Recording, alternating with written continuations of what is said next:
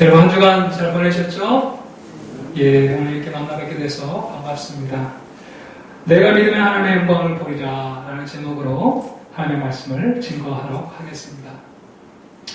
오늘 우리에게 절실하게 필요한 것은 이 부활의 능력입니다. 코로나로 말미암아 죽음과 같은 이 사회,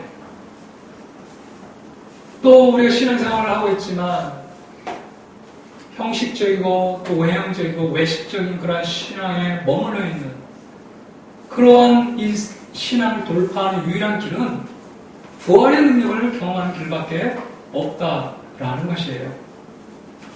여러분, 이 부활의 능력을 경험하는 자만이 살아 움직이는 신앙을 소유하고 이러한 성도들을 통해서 이 시대의 주의 나라가 확장되는 역사가 일어날 줄로 믿습니다. 그래서 초대교회 성도들은 이 부활의 능력을 사모했어요.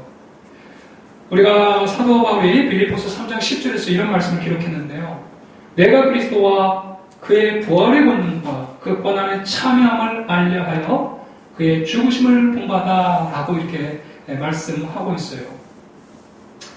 초대교회 성도들은 날마다 그 부활의 권능, 예수 그리스도께서 죽으셨다고 다시 살아난 그 부활의 권능에 함께 동참하고자 그들은 그렇게 신앙생활을 경주했다라는 거예요. 그리고 마침내 부활하신 주님을 만나고 그리고 그의 삶 가운데 이 부활의 능력을 맛보아 알았기 때문에 정말 최악의 악조건 속에서 그 당시에는 신앙생활하면 결국은 죽는 것으로 끝이 나잖아요. 서로 믿지를 못해요. 집안 사람의 원수예요. 이 사람이 예수 믿는다라는 그 말을 갖다가 드러내면 로마 당국에 의해서 결국 죽고 말아요. 이러한 시대를 돌파하고 마침내 로마를 정복한 이 성도들의 비결이 어디 있습니까? 결국 부활의 능력을 그 날마다 경험했기 때문에 그 누가 뭐라 한다 해도 심지어 우리를 죽인다 해도 그들은 이 복음 전하는 것을 멈출 수가 없었다는 거예요. 여러분, 오늘날 우리 또한 이 무기력한 신앙생활을 타파하고 새롭게 일어나기 위해서는 이 부활의 권능을 체험해야 되는 줄로 믿습니다. 그래야지 여러분 오늘 이 시대 가운데 우리는 사명 감당할 수 있는 성도들이 될 수 있다는 거예요. 우리는 지난 시간에 부활신앙 앞에서 불신을 드러낸 이 마르다의 모습을 살펴보았습니다. 사흘이 지나서 예수님이 이 베다니에 도착했어요. 그래서 마르다가 이제 예수님을 대응하기 위해서 나아갔습니다. 그리고 예수님께 원망 섞인 말로 이렇게 이야기를 하죠. 예수님이 여기 계셨다면 내 오라버니가 죽지 않았을 것입니다. 그렇게 이야기를 하죠. 그리고 나서 마르다가 하는 말이 뭐라고 그래요? 그러나 이제라도 주님께서 하나님께 기도하면 하나님이 반드시 주님의 기도를 들어응답해 주실 거예요. 그때 예수님께서 놀라운 말씀을 합니다. 내 오라버니 나사로가 살리라. 자, 이렇게 이야기를 하면 어떻게 대답해야 돼요? 주님, 이제라도 주님께서 하나님께 기도하면 하나님이 다 들어응답해 주실 줄로 믿습니다. 그렇게 고백했으면 아멘! 예수님의 말씀대로 우리 오라버니가 살 줄로 믿습니다. 이렇게 대답했으면 얼마나 좋았겠어요. 그런데 이렇게 대답했나요? 우리 지난 시간에 설교 다 들었잖아요. 이렇게 대답했나요? 아니요. 그렇게 대답 안 했어요. 마지막 날에 살게 될 것이다. 그렇게 이제 마르다가 대답을 한 것이에요. 현재가 아니라 마지막 날에 내 오라버니가 살게 될 것이다. 그래서 예수님께서 유명한 말씀을 하시는 거예요. 나는 부활이다. 현재 나는 부활이요 생명이니 나를 믿는 자는 죽어도 살겠고 살아서 나를 믿는 자는 영원히 죽지 않겠다. 이렇게 예수님께서 말씀을 하시는 거죠. 여러분, 예수님이 이 말씀에 어떤 의미인지 제가 지난 시간에 말씀을 드렸어요. 예수님은 먼 미래에만 역사하는 그런 분이 아니에요. 먼 미래에만 죽은 자를 살리는 그런 분이 아니라 현재, 그죠?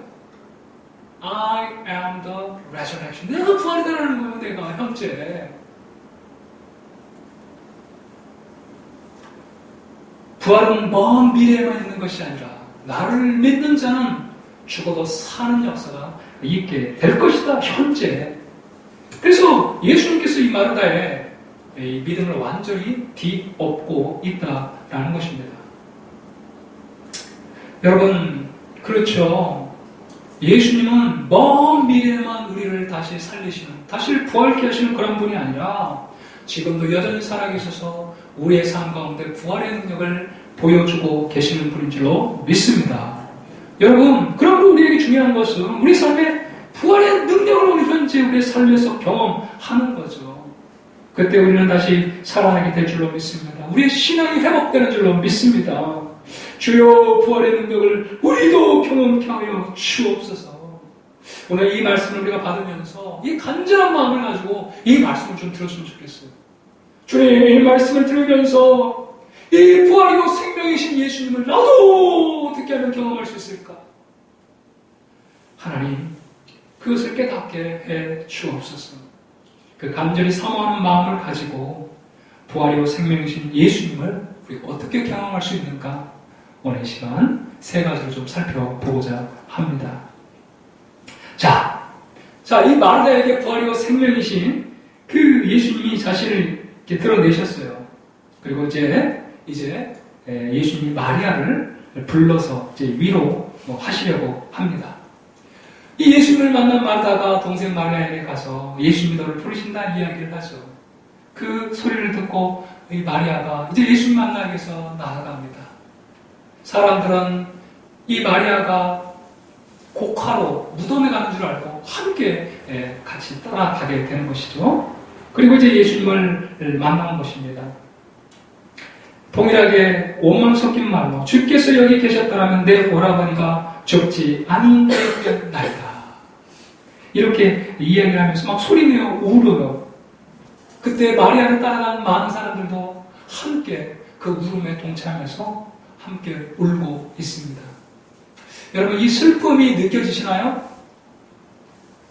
전혀 안 느끼시나요? 그럼 말씀에 동참하셔야 돼요. 아무리 믿음이 좋은 사람이라 할지라도 이런 상황에서는 탄식이 나올 수밖에 없는 것이 인간의 마음이죠. 부모를 잃고 그들이 그토록 의지했던 오라버니 나사로가 죽었으니, 그리고 이러한 상황에 비통하지 않을 사람이 어디 있겠어요? 울지 않을 사람이 어디 있겠습니까? 그래서 예수님 앞에서 그냥 하염없는 눈물을 흘리는 거예요. 그 모습을 보면서 위로하러 왔던 많은 사람도 함께 눈물을 흘리며 그 인간의 죽음 앞에 슬퍼하는 이들의 모습을 볼 수가 있습니다. 그때 우리 33절 말씀을 한번 같이 읽어봅시다. 33절 시작. 예수께서 그가 우는 것과 또 함께 온 유대인들이 우는 것을 보시고 심령에 비통이 여기시고 불쌍히 여기셨습니다. 그 사랑하는 이 나사로와 또 나사로 가족, 이 마리아와 마르다가 막 우는 모습을 보면서 예수님이 이 심령에 비통이 여기셨다 이렇게 말하고 있어요. 이 비통이 여겼다는 말이 뭐냐면, 원어를 보면 이 말이 막 최고의 속도로 달린 후에 탁 멈춰가지고 막 숨을 코에서 막 콧김이 나오면서 막 이렇게 말이 숨을 내쉬는, 그 가쁜 숨을 내쉬는 바로 그러한 의미인 거예요. 그러니까 그 괴로움이, 이 비통이 여겼다는 말은 그 괴로움이 정말 이루 말할 수 없어요. 예수님의 마음 심령 가운데. 여러분 좀 느껴지시나요? 한마디로 말해서 정말 괴로워하셨다는 거예요, 예수님께서는. 예수님이 몸이 떨릴 만큼 그 마음이 괴로우셨음을 나타내는 그러한 말이에요. 비통이 여겼다는 말이. 칼빈은 이 말씀을 추적하기를 예수님은 죄로 말미암아 생긴 질병이라든지 죽음, 죄가 이 세상에 가져다 준 황폐함 때문에 그분의 마음이 이처럼 심하게 동요되셨다, 이렇게 이 비통이 여겼다를 추적하고 있어요. 부활과 생명이신 예수님 앞에서 죄가 여전히 기승을 부려 사람을 절망으로 몰아가는 모습이 그분에게는 적개심에 가까운 분노의 대상이 아닐 수 없었다는 거예요. 생명이신 예수님 앞에서 말해요. 죄가 여전히 기승을 부려 사람을 죽음으로 몰아가는 이 현실 앞에서 예수님은 그렇게 비통히 여기실 수밖에 없었다라는 것이죠. 여러분, 그러면서 35절에 보면 이제 예수님께서 이 나사로를 어디 두었냐 물으시고, 그래서 사람들이 예수님을 그 무덤 앞에 안내하면서 주여 와서 보옵소서 이렇게 이야기를 하죠. 그 모습을 보면서, 나사로가 죽어 누워있는 모습을 보면서 예수님이 눈물을 흘리셨습니다. 여러분, 예수님이 눈물을 흘릴 정도면 지금 어느 정도 마음의 심령에 그러한 비통함과 또 정말 불쌍히 여기는 마음이 어느 정도인지 아시겠죠? 그 슬픔이 나도 모르게 예수님도 그냥 눈물로 이렇게 드러난 것이에요. 죽음의 그 현실, 생명과 부활이신 예수 그리스도 앞에서 죽음이 그렇게 기승을 부려 마침내 사람을 죽음으로 몰아가는 이러한 현실 앞에서 예수님도 눈물을 흘리시고 있습니다. 이처럼 죄로 말미암아 다가오는 인간의 고통을 보시면서 주님은 참으로 아파하시는 분이세요. 주님 또한 인간의 고통을 못 견뎌하시는 분이 우리 주님이신 줄로 믿습니다. 여러분, 우리 주님이 우셨어요. 그 현실을 바라보면서. 그러나 그것보다 주님이 더욱더 아파하는 것은, 여러분, 오늘 이 말씀을 우리가 좀 기울여 봅시다. 그것보다도 더 주님을 아파하게 하는 것이 바로 무엇이냐면 하나님을 믿지 않는 불신앙이에요. 불신앙. 부활이요 생명이신 예수 그리스도께서 그 죽음의 현장에 와서 내 오라버니 나사로가 살리라 말씀하셨음에도 불구하고 그 말씀을 맺지 못하는 그 불신앙. 여러분, 예수님이 우셨을 때 사람이 뭐라 그럽니까? 사람들이 이렇게 36절 보니까 이에 유대인들 말한테 보라 그를 얼마나 사랑하셨는가. 그죠? 그래서 사람들은 예수님이 이 죽은 나사로의 죽음을 슬퍼하며 그렇게 우신 줄로 생각을 하고 있어요. 그리고 또 어떤 사람들은 이 매일의 눈을 뜨게 한 이 사람이 그 사람을 죽지 않게 할 수 없었더냐. 그가 조금만 더 일찍 나사로가 살아있을 때 왔었더라면 이 나사로가 죽지 않았을 텐데, 나면서부터 맹인으로 태어난 그 사람의 눈도 띄운 그 사람이 나사로가 살아있을 때만 왔더라도 나사로가 죽지 않았을 텐데. 자, 이렇게 이야기하면서 부활이요 생명이신 현재 부활의 역사를 일으키실 그 예수님을 믿지 않는 이러한 불신의 이 사람들의 모습을 바라보면서 예수님께서 다시 38절에 우리 한번 같이 읽어보도록 하겠습니다. 시작. 이에 예수께서 다시 속으로 비통히 여기시니 무덤에 가시니 무덤이 굴로 받았거늘. 여러분, 첫 번째 이 마리아와 그 사람들이 우는 모습을 보면서 예수님이 비통히 여기셨잖아요. 근데 이 두 번째 또 예수님이 다시 속으로 비통히 여기셨어요. 여기에 이 비통히 여기시는 것은 무엇입니까? 바로 예수님을 믿지 않는 그 불신. 그러니까 정말로 예수님께서 여러분 비통히 여기시는 것이 무엇인지를 아셔야 돼요. 부활이요 생명이신 예수님이 계시는데 그 예수님을 믿지 못하는 것, 그것이 바로 예수님을 가장 가슴 아프게 하고 가장 예수님의 마음을 찢어지게 하는 것이라는 것을 우리가 아셔야 된다는 거예요. 여러분, 예수님이 지금도 비통히 여기시는 것이, 가장 비통히 여기시는 것이 무엇입니까? 부활이요 생명이신 예수 그리스도를 믿지 않는 것. 이것이 바로 예수님께서 가장 비통히 여기시는 것이라는 것을 우리가 기억해야 한다는 것입니다. 이 세상에는 죄로 말미암아 고통과 어려움이 끊이지 않잖아요. 그러나 하나님은 얼마든지 그것을 해결하실 수 있는 분이에요.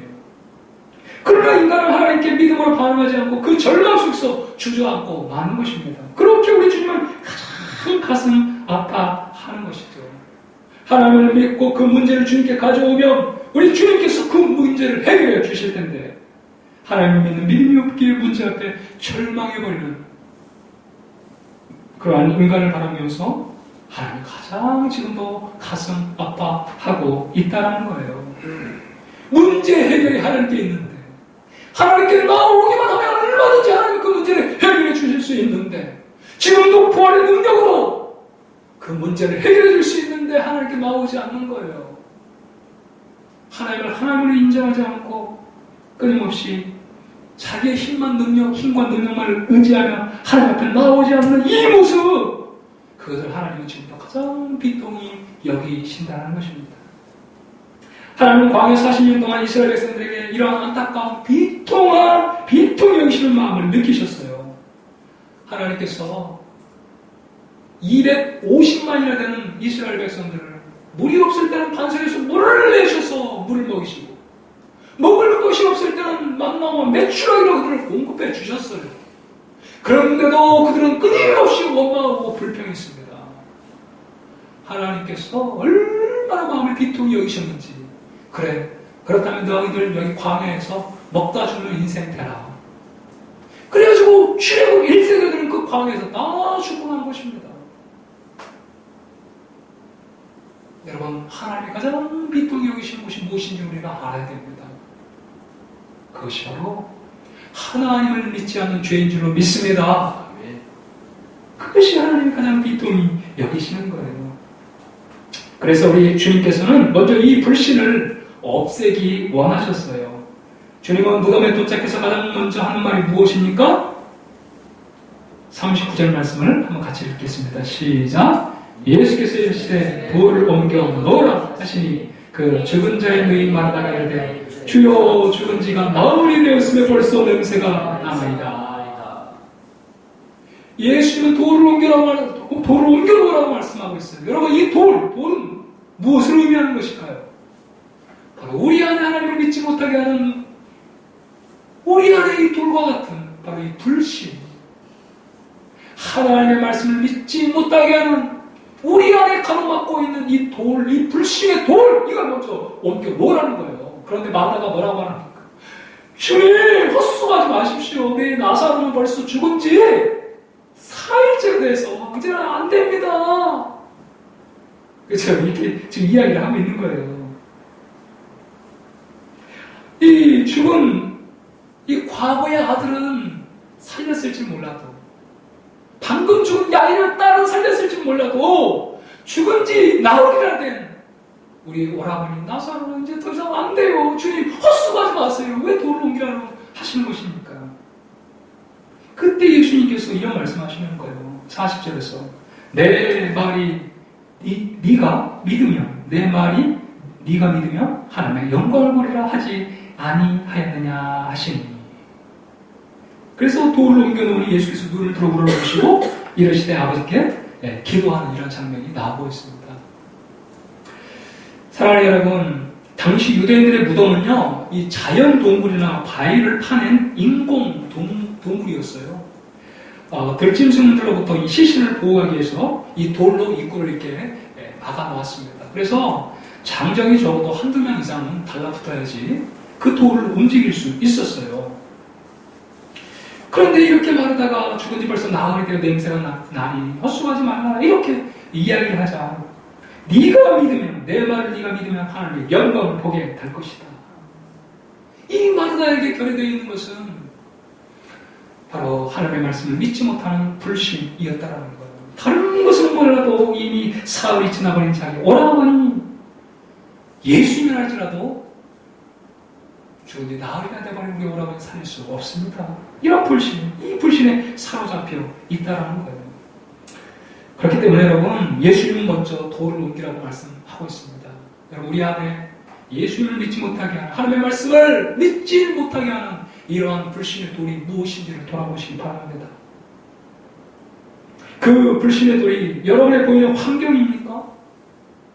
그 불신의 돌이 여러분들이 정말 바라보고 있는 그 어떤 환경이 아니라 하나님의 말씀을 붙들 수 있기를 축복합니다. 하나님께서 말씀하셨으면 여러분 이루어지는 거예요.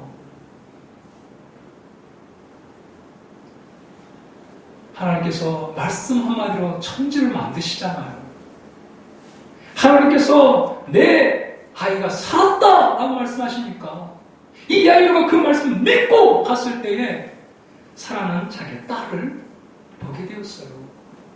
여러분 하나님의 말씀을 믿고 나아갈 때에 정말 하나님의 영광을 보는 역사가 일어나게 될 줄로 믿습니다.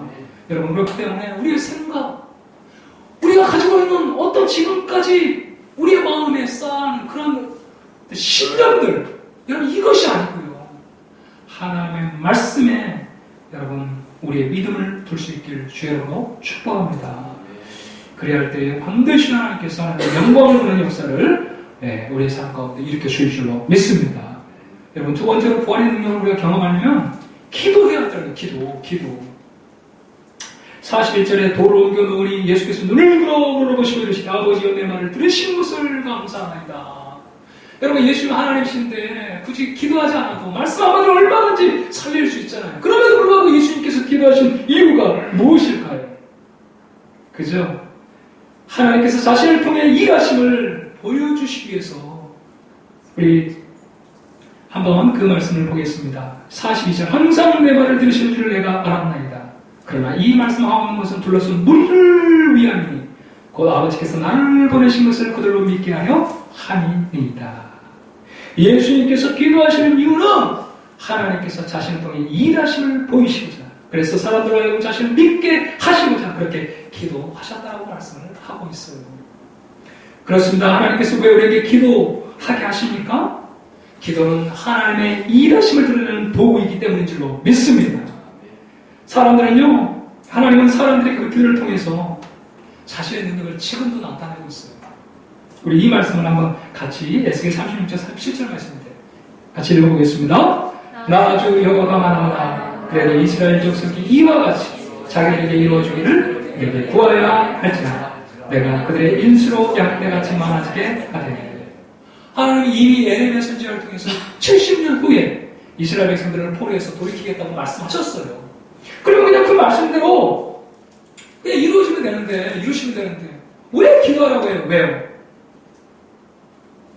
바로 그 일이 하나님에 의해 이루어진 일이라는 것을 알게 하기 위해서. 여러분 우리가 아무것도 기도하지 않는다면 이것이 하나님께서 이루신 일인지 우리가 어떻게 알 수 있겠냔 말이에요. 그런데 정말 그 일을 놓고 하나님 앞에 기도했을 때에 정말 그 기도들을 하나님께서 응답하신 그 놀라운 일들을 우리가 바라보면서 하나님이 이루셨다.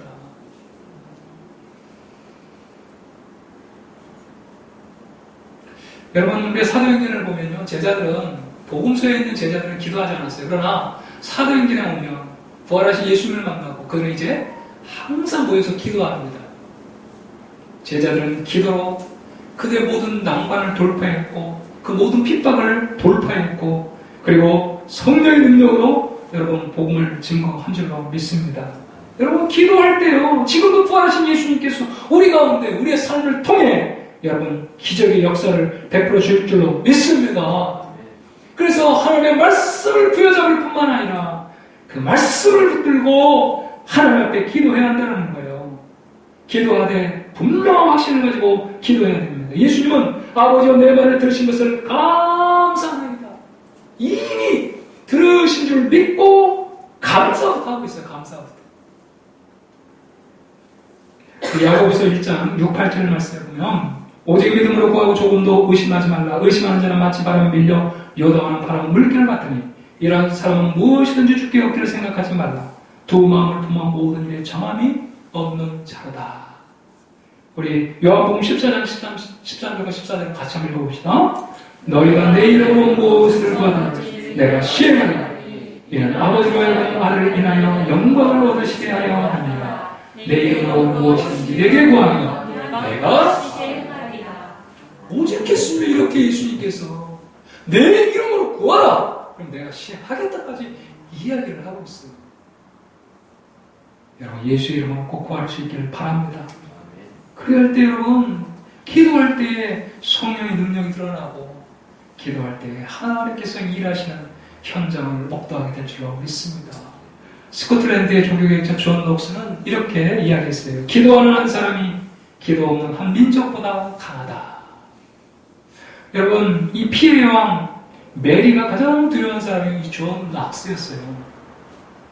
그 여왕이 하는 말이 영국의 100만 군사보다 존 녹스의 기도가 더 무섭다. 결국은 존 녹스의 기도에 의해서 이 메리가 죽임을 당하는데 가장 두려워했어요. 기도하는 한 사람은. 여러분, 우리가 기도해야 됩니다. 이 코로나 시대에 더욱더 기도해야 됩니다. 우리가 있는 현장에서 깨어 부르짖어야 됩니다. 예수 이름으로 기도할 때 내가 시행한다. 주님 분명히 약속하시지 않았습니까? 우리가 약속의 말씀 붙잡고 기도할 때 주여 우리의 삶 가운데 주님께서 부활의 능력을 분명히 보여줄 줄로 믿습니다. 마지막으로요, 부활의 능력을 경험하기 위해서는 믿음의 말을 할 수 있어야 한다는 거예요. 우리 43절 말씀을 한번 같이 읽어봅시다. 이 말씀을 하시고 큰 소리로 나사로야 나오라 부르시니 예수님께서 큰 소리로 나사로의 이름을 부르셨어요. 나사로야 나오라. 그러니까 나사로가 죽은 자가 수족을 배로 동인 채로 나오는데 그 얼굴이 수건으로 쌓였더라.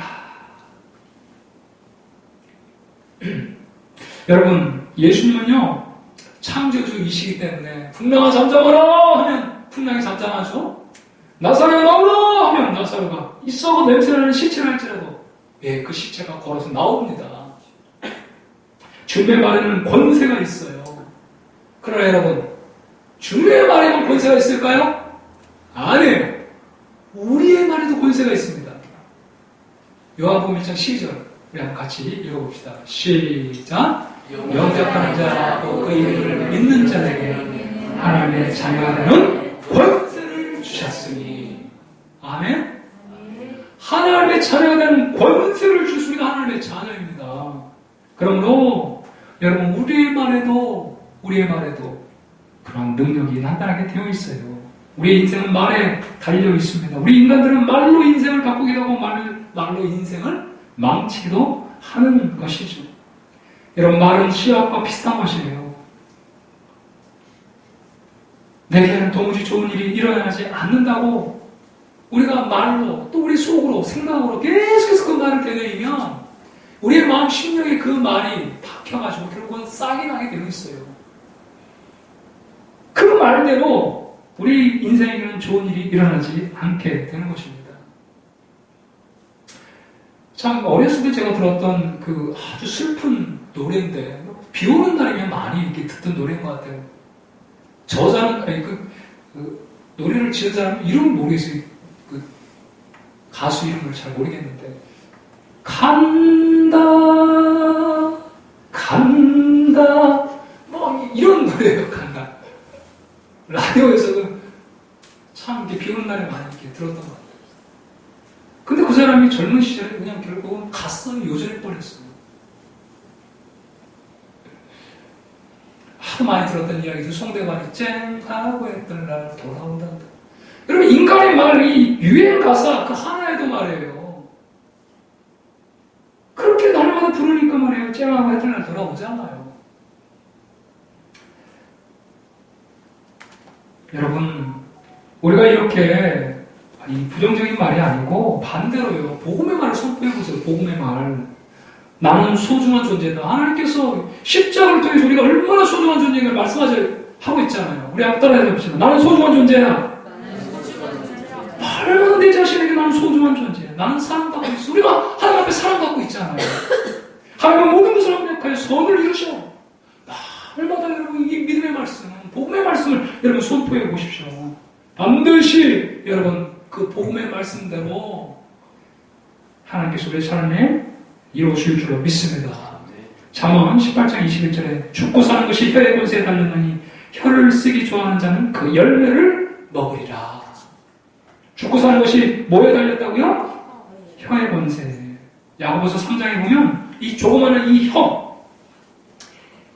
이 혀가 말이에요. 마치 큰 배를 이 방향키가 전체 그 배를 통제하듯이 말이에요. 우리의 혀가 그렇다는 거예요. 우리의 이 세치 혀가 우리의 인생 전체를 핸들링 한다는 것입니다. 민수기 14장 28절 같이 한번 읽어봅시다. 시작. 그에게 이르시기를 여호와의 말씀이 나의 삶을 밝게 하면서 너의 말이 내 귀에 들린 대로 내가 너희에게 행하리. 아멘.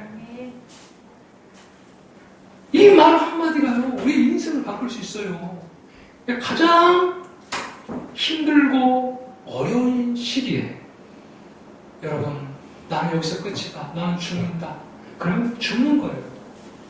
그러나 하나님에게 또 다른 계획이 있어. 하나님 지금도 날 사랑하셔. 하나님 모든 것을 협력하여 선을 이루셔. 여러분 그렇게 우리가 믿음의 말을 고백하고 선포할 때에 하나님께서는 그 말대로 우리의 삶 가운데 이루어 주실 줄로 믿습니다. 사랑하는 성도 여러분, 여러분의 언어 사용은 어떻습니까? 예수님처럼 믿음의 말을 선포하고 있어요? 복음의 말씀을 선포하고 있습니까? 아니면 인간적인 말, 세상에서 주워들은 그 말, 뉴스에서 날마다 보도하는 죽겠다, 안 된다, 힘들다, 이런 말을 선포하고 있어요. 여러분 믿음의 말씀을 선포할 수 있길 바랍니다. 복음의 말씀을 선포할 수 있길 바랍니다. 하나님이 함께 하시면 이 상황도 얼마든지 이길 수 있어. 여러분 하나님의 말씀을 선포할 수 있는 귀한 복된 여러분이 되시길 축복합니다. 사랑하는 성도 여러분, 나사로를 무덤에서 되살린 이 기적은요 장차 주님께서 재림하실 때 무덤에 있는 성도들을 부활시켜 주실 것에 대한 그런 예표이고 모델이라고 할 수 있습니다. 주님은 장차 이 땅에 다시 재림주로 오셔서 온 세상을 심판하실 거예요. 다시 오실 그 주님 그때에 무덤에 잠자던 자들이 다 일어나게 될 것입니다. 그리고 살아있는 자도 신령한 몸을 덧입고 주님을 예배하게 될 것입니다. 이때 우리 모두는 나는 부활이요 생명이니 살아서 나를 믿는 자는 영원히 죽지 않을 것이라는 이 예수 그리스도의 말씀을 온전히 경험하게 될 것이에요. 그러나 여러분 기억하십시오. 부활하신 주님을 모시고 살아가는 우리의 삶에도 여러분 예수님이 마지막 날에만 그런 일을 일으키는 것이 아니라 지금 현재를 살아가고 있는 오늘 우리의 삶에 주님은 살아계셔서 여전히 부활의 능력을 베풀고 있는 줄로 믿습니다. 그렇기 때문에 여러분 우리 안에 있는 불신의 돌을 제거하십시오. 확신을 가지고 하나님의 말씀을 붙잡고 기도하시기 바랍니다. 한 걸음 더 나아가서 믿음의 말을 날마다 고백하고 선포하고 생각하고 그래서 정말 나사로를 살리신 이 놀라운 주님의 기적이 우리의 삶에 경험되는 그런 놀라운 역사를 우리가 맛보며 경험하며 이 부활의 능력을 말미암아 우리의 신앙이 새롭게 살아가는 귀한 역사가 저를 축복합니다. 아멘. 우리 찬양하고 함께 정말 하나님 부활의 능력을 경험하기를 원합니다. 내 안에 정말 이 불신의 돌을 제거할 수 있도록 도와주시고